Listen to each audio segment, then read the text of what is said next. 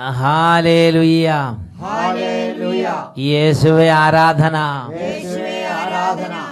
അഭിഷേകാഗ്നിയുടെ എല്ലാ പ്രേക്ഷകർക്കും രക്ഷിതാവും കർത്താവുമായ യേശു ക്രിസ്തുവിൻ്റെ അത്ഭുത നാമത്തിൽ കൃപയും സമാധാനവും. Price the Lord. Praise the Lord. ഇന്ന് നാം ചിന്തിക്കുന്നത് സുഭാഷിതങ്ങളുടെ പുസ്തകത്തിൽ 13-ാം അധ്യായത്തിൽ 14-ാമത്തെ തിരുലിഖിതം. ജ്ഞാനിയുടെ ഉപദേശം ജീവൻ്റെ ഉറവയാണ്. മരണത്തിൻ്റെ കെണിയിൽ നിന്ന് രക്ഷപ്പെടാൻ അത് നമ്മെ സഹായിക്കുന്നു. Hallelujah, hallelujah. പ്രിയപ്പെട്ട സഹോദരങ്ങളെ, നമ്മുടെ ജീവിതത്തിൽ സങ്കീർണങ്ങളായ പല സാഹചര്യങ്ങളിലൂടെ നാം കടന്നു പോകേണ്ടി വരും.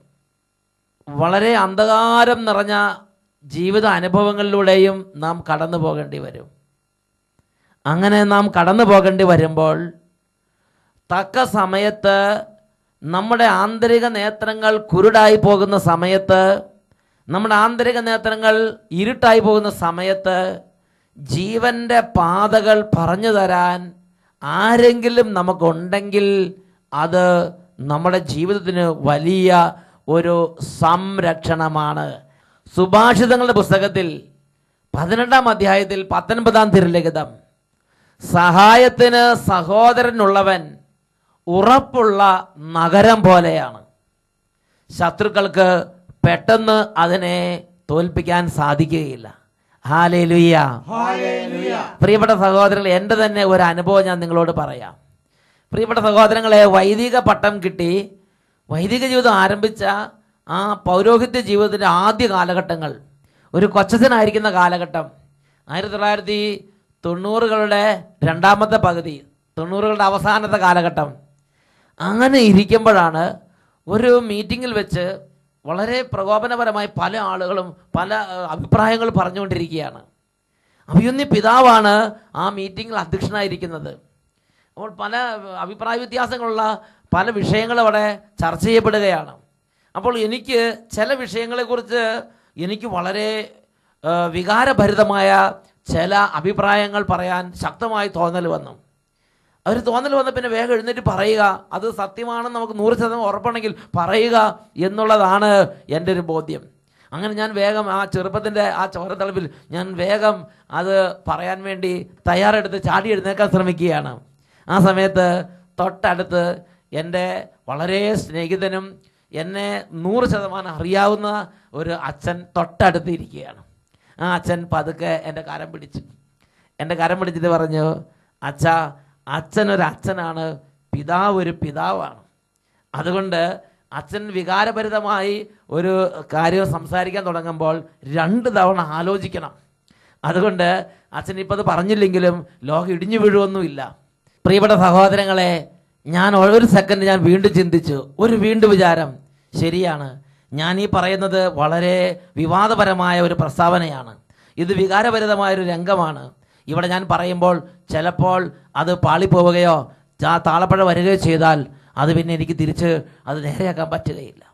ഒരു സെക്കൻഡ് ആലോചിച്ചപ്പോൾ എനിക്ക് വീണ്ടും വിചാരമുണ്ടായി. ഞാൻ അഭിപ്രായം അന്ന് പറഞ്ഞില്ല, ഞാൻ അവിടെ ഇരുന്നു. പിന്നെ അത് ശാന്തമായി. പ്രിയപ്പെട്ട സഹോദരങ്ങൾ, അതിന് ശേഷം ഞാൻ തിരിഞ്ഞു ചിന്തിക്കുമ്പോൾ അന്ന് ആ അഭിപ്രായം ആ വിധത്തിൽ എനിക്ക് പറയാൻ വന്ന ആ വിധത്തിൽ തന്നെ ഞാനത് പറഞ്ഞിരുന്നെങ്കിൽ ഒരു പക്ഷേ അത് ഗുണത്തേക്കാളേറെ ഒരുപാട് പേർക്ക് മുറിവിനും വേദനയ്ക്കും കാരണമാകുമായിരുന്നു. നോക്ക്, ഒരു വലിയ അനർത്ഥം, ഒരു വലിയ ദുരന്തം വിളിച്ചു വരുത്താമായിരുന്ന രംഗമാണത്. അപ്പോൾ ജ്ഞാനിയും ദൈവകൃപ നിറഞ്ഞവനുമായ ഒരു സ്നേഹിതൻ തൊട്ടടുത്തുണ്ടായിരുന്നത് വലിയ അനുഗ്രഹത്തിന് കാരണമായി. അതാണ് സുഭാഷിതങ്ങളുടെ പുസ്തകത്തിൽ 18-ാം അധ്യായത്തിൽ 19-ാമത്തെ വാക്യം വായിച്ചത്, സഹായത്തിന് സഹോദരനുള്ളവൻ ഉറപ്പുള്ള നഗരം പോലെയാണ്. ജ്ഞാനിയുടെ ഉപദേശം ജീവന്റെ ഉറവയാണ്. അത് നമുക്ക് മാത്രമല്ല, നമ്മുടെ അവിവേകം വഴി മുറിവേൽക്കാനും തകരാനും സാധ്യതയുള്ള അനേകർക്ക് അത് ജീവന്റെ ഉറവയാണ്. പ്രിയപ്പെട്ട സഹോദരങ്ങൾ, വേറൊരു വാക്കി പറഞ്ഞാൽ നാം ജ്ഞാനികളായവരുടെ ഉപദേശത്തെ ശ്രവിക്കണം. ജ്ഞാനികളായവരുടെ ഉപദേശത്തെ നാം അന്വേഷിക്കണം. Price the Lord. ഈ നിമിഷങ്ങളിൽ നമുക്കൊന്ന് പ്രാർത്ഥിക്കാം. എല്ലാവരും ഒരു നിമിഷം എഴുന്നേറ്റ് നിൽക്കുകയാണ്. ഈ വചന ശുശ്രൂഷ നിമിഷങ്ങളിൽ എല്ലാ അവിവേകത്തിൻ്റെ കെട്ടുകൾ അഴിയണം, എല്ലാ ദുരുപദേശത്തിൻ്റെ കെട്ടുകൾ അഴിയണം. നേരായ മാർഗത്തിൽ നടത്തുന്ന സത്യോപദേശം നൽകുന്ന സത്യോപദേശികളെ വലിയ ബഹുമാനത്തോടെ ദൈവം അയച്ച ദൈവത്തിൻ്റെ ദാസന്മാരെന്ന നിലയിൽ അവരെ സ്വീകരിക്കാൻ. ഒരുപക്ഷെ അവർ വീട്ടിൽ നമ്മുടെ അമ്മയായിരിക്കാം, വീട്ടിലെ അപ്പനായിരിക്കാം, വീട്ടിലെ ചേട്ടനായിരിക്കാം, അനിയനായിരിക്കാം, അനിയത്തിയായിരിക്കാം, നമ്മുടെ കൂടെ വർക്ക് ചെയ്യുന്ന സഹപ്രവർത്തകരായിരിക്കാം. സത്യോപദേശം നൽകുന്നവരുണ്ടെങ്കിൽ അവർ ദൈവം നമുക്ക് നൽകിയ അത്യുന്നതമായ ഒരു അനുഗ്രഹമായി അവരെ നമ്മൾ മാനിക്കണം. ഇങ്ങനെ പ്രാർത്ഥിക്കാം. യേശുവേ, ജീവിതത്തിന്റെ അന്ധകാരാവൃതമായ നാളുകളിൽ പാപത്തിൽ വീഴാതെ രക്ഷിക്കുവാൻ അങ്ങയുടെ ജ്ഞാനത്തെ അയക്കണമേ. യേശുവേ, സങ്കീർണങ്ങളും സമ്മർദ്ദം പൂരിതമായ സാഹചര്യങ്ങളിലൂടെ നടന്നു പോകേണ്ടി വരുമ്പോൾ സത്യ വെളിച്ചത്തിൽ നീങ്ങുവാൻ സത്യ ഉപദേശം തരുന്നവരെ ഞങ്ങളുടെ അടുക്കലേക്ക് അയക്കണമേ. അവരെ മാനിക്കുവാനുള്ള അഭിഷേകം നൽകണമേ. കരങ്ങൾ ഉയർത്തി നമുക്ക് ഉറക്കെ സ്തുതിക്കാം. Hallelujah, hallelujah. ഓ ദൈവമേ, ആത്മാവിനെ അയക്കണമേ. ഓ ദൈവമേ, ആത്മാവിനെ അയക്കണമേ. ഓ ദൈവമേ, ആത്മാവിനെ അയക്കണമേ. അത്യുന്നത ശക്തി അയക്കണമേ. ക്ഷീണങ്ങൾ മാറിപ്പോകട്ടെ. ദൈവവചനത്തിനു വേണ്ടി കാതുകൾ തുറക്കാൻ കൃപ ലഭിക്കട്ടെ. ഞങ്ങളുടെ കൂടെ അങ്ങ് അയച്ചിട്ടുള്ള അങ്ങയുടെ ദാസന്മാർ പറയുമ്പോൾ ശ്രവിക്കാൻ സത്യോപദേശം സ്വീകരിക്കുന്ന ആത്മാവിനെ അയക്കണമേ. Hallelujah, hallelujah. യേശുവേ, ആരാധന, ആരാധന, ആരാധന. യേശുവേ, യേശുവേ, യേശുവേ, കൃപ വർഷിക്കണമേ. ജ്ഞാനം തുറക്കണമേ. അഭിഷേകം തുറക്കണമേ. ആരാധന, ആരാധന, ആരാധന. ഹല്ലേലൂയ. ആരാധന, ആരാധന. യേശുവേ, ആരാധന. ഇപ്പോഴും എപ്പോഴും എന്നേക്കും. Price the Lord. ഇരിക്കാം. പ്രിയപ്പെട്ട സഹോദരങ്ങളെ, സുഭാഷിതങ്ങളുടെ പുസ്തകത്തിൽ 13-ാമത്തെ അധ്യായത്തിൽ 1-ാമത്തെ തിരുലിഖിതം, ഇതിനെക്കുറിച്ച് വീണ്ടും ദൈവത്തിൻ്റെ വചനത്തിൽ നമ്മളോട് സംസാരിക്കാറുണ്ട്. സുഭാഷിതങ്ങൾ 13-ാം അധ്യായം 1-ാമത്തെ വാക്യത്തിൽ നമ്മൾ വായിക്കുന്നത് എങ്ങനെയാണ്? വിവേകമുള്ള മകൻ പിതാവിൻ്റെ ഉപദേശം കേൾക്കുന്നു, പരിഹാസകൻ ശാസനം ഇഷ്ടപ്പെടുന്നില്ല. പ്രിയപ്പെട്ട സഹോദരങ്ങളെ, ഇത് വളരെ അടിസ്ഥാനപരമായ ഒരു കാര്യമാണ്. വിവേകമുള്ള മകൻ പിതാവിൻ്റെ ഉപദേശത്തെ ശ്രവിക്കുന്നു, കേൾക്കുന്നു, സ്വീകരിക്കുന്നു. പരിഹാസകൻ ശാസനം അവഗണിക്കുന്നു. നമ്മുടെ കുടുംബത്തിൽ തന്നെ നമുക്ക് നല്ല ഉപദേശങ്ങൾ തരുന്നവരെ കർത്താവ് ഉയർത്തിയിട്ടുണ്ട്. ഒരുപക്ഷെ നമ്മുടെ കൂടപ്പിറപ്പായിരിക്കാം, ചേട്ടനോ ചേച്ചിയോ അനിയനോ അനിയത്തിയായിരിക്കാം, ഒരുപക്ഷെ നമ്മുടെ അപ്പനായിരിക്കാം, ഒരുപക്ഷെ നമ്മുടെ അമ്മയായിരിക്കാം. നമ്മുടെ ജീവിതത്തിന് നിർദ്ദേശം നൽകാൻ ഒരു വ്യക്തിയുള്ളത് അഭിമാനമായി നമ്മൾ കരുതണം. Price the Lord. ഹല്ലേലൂയ. ചിലപ്പോൾ നമ്മുടെ വികാരിച്ചനായിരിക്കാം, ചിലപ്പോൾ നമ്മുടെ കോൺവെന്റിലെ ഒരു സിസ്റ്ററോ അല്ലെങ്കിൽ നമ്മുടെ ഇടവകയിലെ കാറ്റഗിസം പറയുന്ന ഒരു കാറ്റഗിസം മാഷോ അല്ലെങ്കിൽ നല്ലൊരു മനുഷ്യനോ പ്രാർത്ഥിക്കുന്ന ഒരു വ്യക്തിയായിരിക്കാം. അവരെ ഒരു ഉപദേശം, ഒരു നിർദ്ദേശം തരുമ്പോൾ ഞാൻ നിങ്ങൾ സ്വീകരിക്കുന്ന ഒരു തുറവിയുള്ളവരാണെങ്കിൽ ഒരുപാട് തരത്തിലുള്ള പ്രതികൂലങ്ങളിൽ അത് നമുക്ക് വഴികാട്ടിയായിരിക്കും, അത് നമുക്ക് വെളിച്ചമായിരിക്കും. Price the Lord. ഒരു വ്യക്തിയുടെ അനുഭവം ഇപ്പോൾ നിങ്ങളുടെ ശ്രദ്ധയിലേക്ക് കൊണ്ടുവരാം. എൻ്റെ പേര് ജിബി വർഗീസ്. ഞാൻ അങ്കമാലി ബസ്ലിക്ക ഇടവക അംഗമാണ്. ഞാൻ വിവാഹം കഴിഞ്ഞിട്ട് 6 വർഷം ഞങ്ങൾക്ക് മക്കളുണ്ടായിരുന്നില്ല. ആ ഒരു വലിയൊരു സങ്കടം ഞങ്ങളുടെ വീട്ടിൽ അപ്പച്ചനും അമ്മച്ചിക്കും ഞങ്ങൾക്ക് എല്ലാവർക്കും ധാരാളമായിട്ടുണ്ടായിരുന്നു. അഭിഷേകാഗ്നി കാണുമ്പോഴൊക്കെ എൻ്റെ അമ്മ, പ്രത്യേകം എൻ്റെ ഭാര്യ, ഞങ്ങളെല്ലാവരും കണ്ണീരോടെ പ്രാർത്ഥിക്കും. പലരുടെയും ജീവിതത്തിൽ ദൈവം ഇടപെടുന്നതായിട്ട് പറയുന്നുണ്ട്. എന്തുകൊണ്ടാണ് ഞങ്ങളുടെ ജീവിതത്തിൽ ഇടപെടാത്തത്? അങ്ങനെ കാഞ്ഞൂര് വട്ടായിലച്ഛൻ്റെ കൺവെൻഷൻ നടക്കുന്ന സമയത്ത് ബഹുമാനപ്പെട്ട സെബാസ്റ്റ്യൻ കളപ്പുരയ്ക്കലച്ഛൻ ഞങ്ങളോട് പറഞ്ഞു, അവിടെ വന്ന് വട്ടായിലച്ഛനെ ഒന്ന് കാണണം. അങ്ങനെ സെബാസ്റ്റ്യൻ അച്ഛൻ്റെ ഒരു റെക്കമെൻഡേഷനോട് കൂടിയിട്ട് അച്ഛൻ്റെ മുറിയിൽ അച്ഛൻ ഞങ്ങൾക്ക് വട്ടായിലച്ഛനെ കാണാനുള്ള അവസരമുണ്ടാക്കി. വട്ടായിലച്ഛനെ കാത്ത് ഞങ്ങൾ 1.5 മണിക്കൂർ അവിടെ നിന്നു, അച്ഛൻ്റെ മുറിയിൽ വരുന്നതും കാത്ത്. അങ്ങനെ വട്ടായിലച്ഛൻ വന്നു. ഞങ്ങളുടെ മേളിൽ കൈവച്ച് 1 മിനിറ്റ് പ്രാർത്ഥിച്ചു. അപ്പം ഞങ്ങൾ വിചാരിച്ചിരുന്നത് വട്ടായിലച്ഛൻ വന്ന് പ്രാർത്ഥിക്കും, ഞങ്ങളുടെ എല്ലാ വിഷമങ്ങളും അച്ഛനോട് പറയാം, അച്ഛൻ ഇതെല്ലാം കേൾക്കും. അങ്ങനെ അച്ഛൻ്റെ ഭാഗത്തു നിന്ന് ഒന്നും കൊണ്ട് ചോദിച്ചില്ല.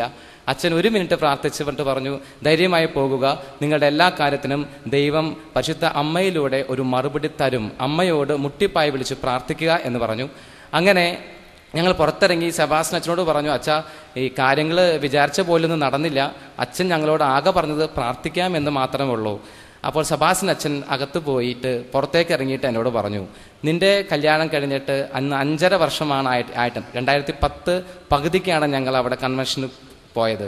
നിന്റെ കല്യാണം കഴിഞ്ഞിട്ട് 5.5 വർഷമല്ലേ ആയിട്ടുള്ളൂ, ഇവിടെ 14 വർഷമുള്ളവരാണ് ആ നിൽക്കുന്ന 4 പേര്.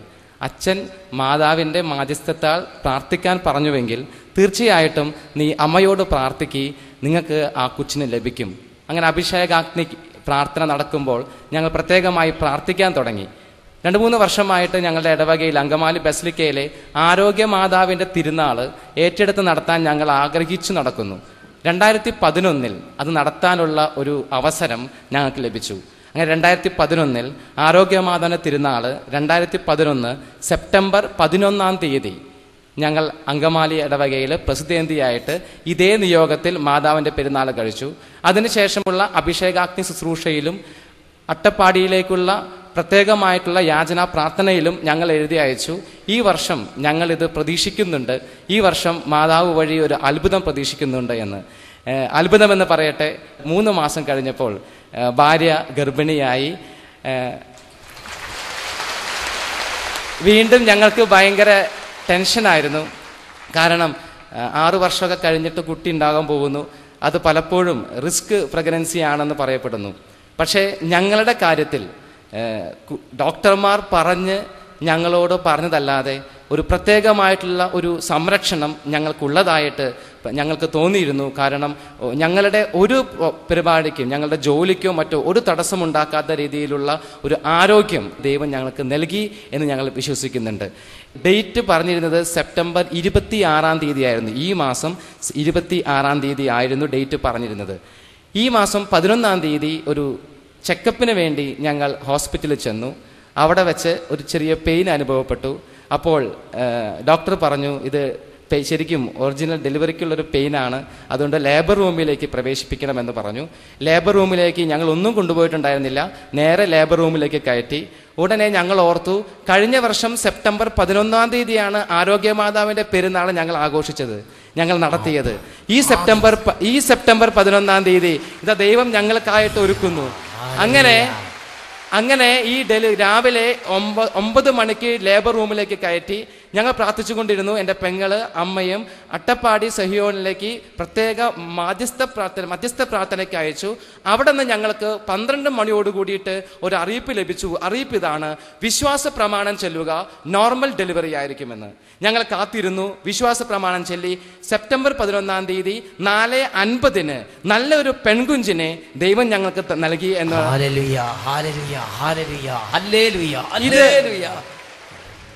ഞങ്ങളോട് ഡോക്ടർമാർ പറഞ്ഞിരുന്നത് 40% ഉള്ളൂ ഡോക്ടർമാർക്ക് കാരണങ്ങൾ കണ്ടുപിടിക്കാൻ. 60% ഇത് അജ്ഞാതമാണ്. എന്തുകൊണ്ട് പ്രഗ്നൻസി, എന്തുകൊണ്ട് കുട്ടി ഉണ്ടാകുന്നില്ല എന്നുള്ളത്. തീർച്ചയായിട്ടും സങ്കീർത്തനം 127:3 തിരിച്ചു പോകുന്നു.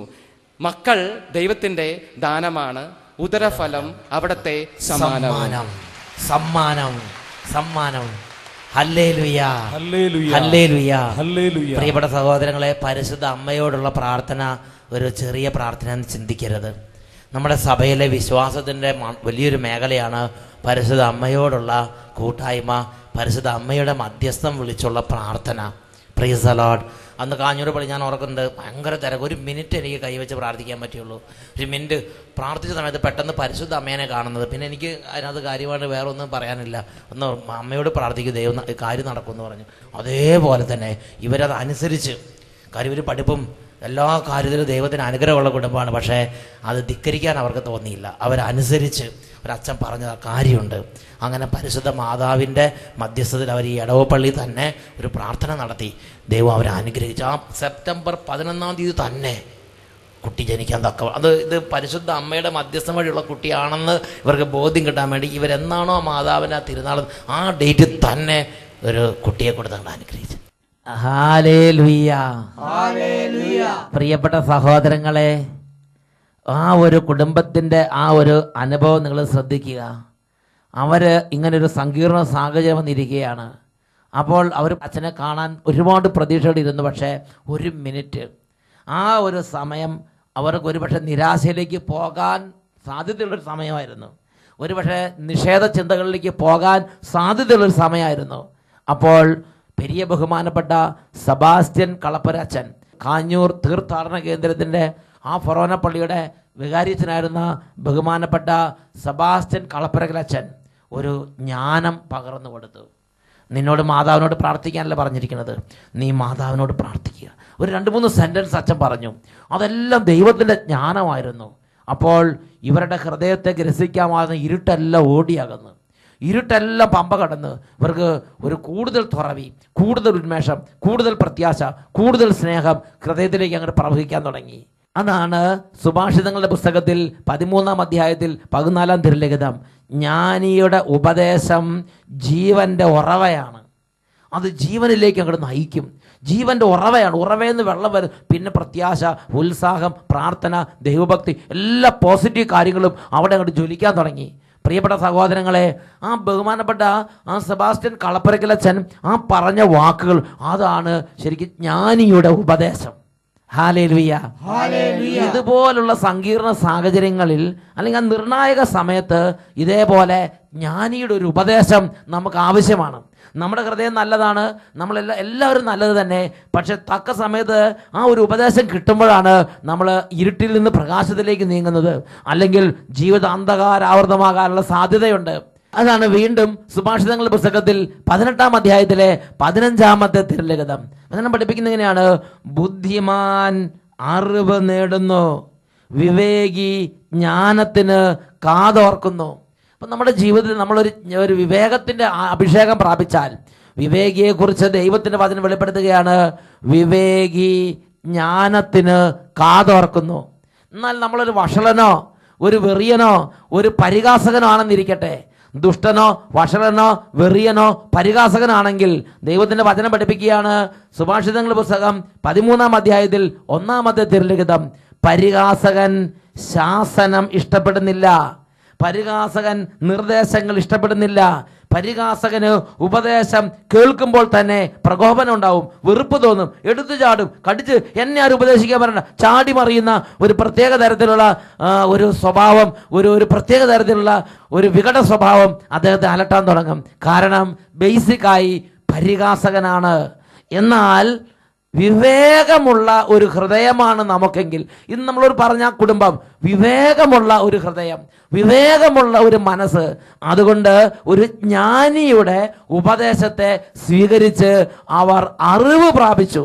ജ്ഞാനിയുടെ ഉപദേശത്തിന് കാതോർത്ത് അവർ കുടുംബത്തിലെ വലിയ ഒരു പ്രതികൂലത്തെ തരണം ചെയ്യാൻ ദൈവത്തിൽ നിന്ന് ശക്തിയുള്ളവരായി മാറി.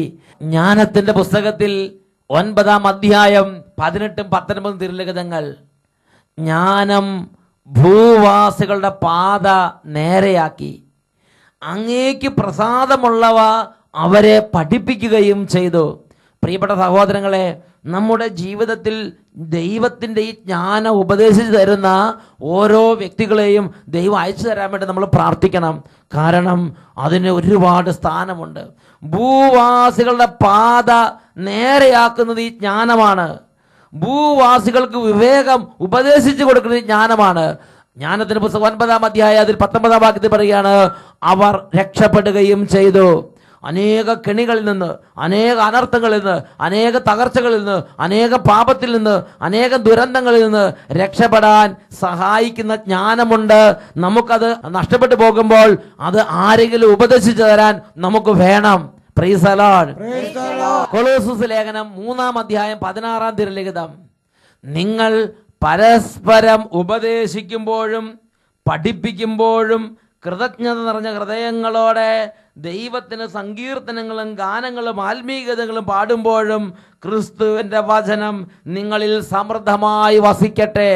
പ്രിയപ്പെട്ട സഹോദരങ്ങളെ, കൊളോസോസ് 3:16 പഠിപ്പിക്കുകയാണ്, നിങ്ങൾ പരസ്പരം പഠിപ്പിക്കുമ്പോഴും നിങ്ങൾ പരസ്പരം ഉപദേശിക്കുമ്പോഴും ക്രിസ്തുവിൻ്റെ വചനം നിങ്ങൾ സമൃദ്ധമായി എന്ന് പറഞ്ഞാൽ ഒരു ക്രിസ്തീയ ജീവിത അന്തരീക്ഷത്തിലെ ഒരു രീതിയാണ് പരസ്പരം പഠിപ്പിക്കണം. നമ്മുടെ കുടുംബത്തിൽ നിന്ന് ഒരാൾ അല്പം വ്യതിചലിച്ച് പോകുമ്പോൾ കൂടപ്പിറപ്പുകൾ പരസ്പരം തിരുത്തണം, പറഞ്ഞു കൊടുക്കണം, അത് ചെയ്യരുത്, അങ്ങനെ ഇരിക്കരുത്. പ്രായത്തിൽ മൂത്തവർ വരുമ്പോൾ എഴുന്നേറ്റ് നിൽക്കണം, ദേ നുണ പറയരുത്, അങ്ങനെ ചെയ്യുന്നത് തെറ്റാണ്, പ്രഭാതത്തിൽ എഴുന്നേറ്റ് ദേവാലയത്തിലേക്ക് പോകണം, ആദ്യ വെള്ളിയാഴ്ച കുമ്പസാരിക്കണം. ഓരോ കാര്യങ്ങളും പരസ്പരം പറഞ്ഞു കൊടുക്കണം, പരസ്പരം ഉപദേശിക്കണം, പരസ്പരം പഠിപ്പിക്കണം. ഇത് ക്രിസ്തീയമായ ഒരു ജീവിതചര്യയാണ്, ഒരു ജീവിത രീതിയാണത്. പ്രിയപ്പെട്ട സഹോദരങ്ങളെ, ഇങ്ങനെ അങ്ങോട്ടും ഇങ്ങോട്ടും ഉപദേശിക്കുമ്പോൾ സ്വീകരിക്കുന്ന ഒരു മനസ്സ് നമ്മൾ നമ്മുടെ ഉള്ളിൽ കീപ്പപ്പ് ചെയ്യണം. ഹെബ്രായ ലേഖനത്തിൽ 3-ാം അധ്യായത്തിൽ 13-ാം തിരുലിഖിതം വചനം പഠിപ്പിക്കുകയാണ്, ഇന്ന് എന്ന് വിളിക്കപ്പെടുന്ന കാലം ഉള്ളിടത്തോളം ദിവസം എല്ലാ ദിവസവും നിങ്ങൾ പരസ്പരം ഉപദേശിക്കുവിൻ, ഇത് നിങ്ങൾ പാപത്തിന്റെ വഞ്ചനയാൽ കഠിന ഹൃദയരാകാതിരിക്കുവാൻ വേണ്ടി തന്നെ. നിങ്ങൾ പരസ്പരം പഠിപ്പിക്കണം, തിരുത്തണം, ഉപദേശിക്കണം. ഇത് ദൈവാത്മാവ് നമ്മിൽ നിന്ന് പ്രതീക്ഷിക്കുന്നുണ്ട്. നമുക്ക് എഴുന്നേറ്റ് നിൽക്കാം. പ്രിയപ്പെട്ട സഹോദരങ്ങളെ, ജ്ഞാനിയുടെ ഉപദേശം ജീവന്റെ ഉറവയാണ്. എൻ്റെ ചുറ്റുപാടുമുള്ള ദൈവമക്കൾ ജീവന്റെ മാർഗത്തിൽ നിന്ന് വിശുദ്ധ വചനത്തിന്റെ വഴികളിൽ നിന്ന് വ്യതിചലിക്കുമ്പോൾ ഞാൻ ദൈവികമായ ഒരു ജ്ഞാനം ഉപദേശിച്ചു കൊടുക്കണം. ആരെങ്കിലും എനിക്കായി ദൈവത്തിന്റെ വെളിപ്പെടുത്തലുകൾ ജ്ഞാനമായി പറയുമ്പോൾ ഞാൻ ആ ഉപദേശത്തെ സ്വീകരിക്കണം. ഓ ദൈവമേ, അതിന് തക്കവണ്ണം എൻ്റെ ഹൃദയത്തെ അവിടുന്ന് അഭിഷേകം ചെയ്യണമേ. 2 കരങ്ങൾ ഉയർത്തി ഹൃദയത്തെ ദൈവസന്നിധിയിലേക്ക് സമർപ്പിച്ച് നമുക്ക് ഉറക്കെ സ്തുതിക്കാം. Hallelujah, hallelujah. ഓ ദൈവമേ, കൃപയുടെയും വിവേകത്തിന്റെയും ആത്മാവിനെ അയക്കണമേ. വിവേകത്തോടെ സംസാരിക്കാനും ദൈവദാനങ്ങൾക്ക് ഒത്തവിധം ചിന്തിക്കാനും കൂടെ മക്കളെ അനുഗ്രഹിക്കണമേ. Hallelujah, hallelujah, hallelujah. എല്ലാം മർക്കട മുഷ്ടി സ്വഭാവവും യേശുനാമത്തിൽ വിട്ടുമാറി പോകട്ടെ. ആരാധന, ആരാധന, ആരാധന. എതിർ ചിന്തകളും മല്ലടിക്കുന്ന പ്രവൃത്തികളും യേശുനാമത്തിൽ ഇപ്പോൾ വിട്ടുമാറി പോകട്ടെ. Hallelujah, hallelujah, hallelujah. എല്ലാ തരത്തിലുള്ള ദുരദൃഷ്ടങ്ങളും തിന്മയുടെ സ്വഭാവങ്ങളും യേശുനാമത്തിൽ വിട്ടുമാറി പോകട്ടെ. Hallelujah, hallelujah, hallelujah. യേശുവേ, ആരാധന, ആരാധന, ആരാധന. ഓ ദൈവമേ, അങ്ങയുടെ പ്രിയപ്പെട്ട മക്കളെ അലട്ടിക്കൊണ്ടിരിക്കുന്ന എല്ലാ തരത്തിലുള്ള അന്ധകാരങ്ങളിൽ നിന്ന് കുടുംബങ്ങളെ വിടുവിക്കണമേ കർത്താവേ. യേശുവേ, ആരാധന, ആരാധന. യേശുവേ, ആരാധന, ആരാധന. യേശുവേ, നന്ദി. യേശുവേ, സ്തുതി. ഇപ്പോഴും എപ്പോഴും എന്നേക്കും. Amen, amen, amen. Praise the Lord, praise the Lord. ജ്ഞാനിയുടെ ഉപദേശം ജീവന്റെ ഉറവയാണ്. മരണത്തിന്റെ കെണിയിൽ നിന്ന് രക്ഷപ്പെടാൻ അത് നമ്മെ സഹായിക്കുന്നു.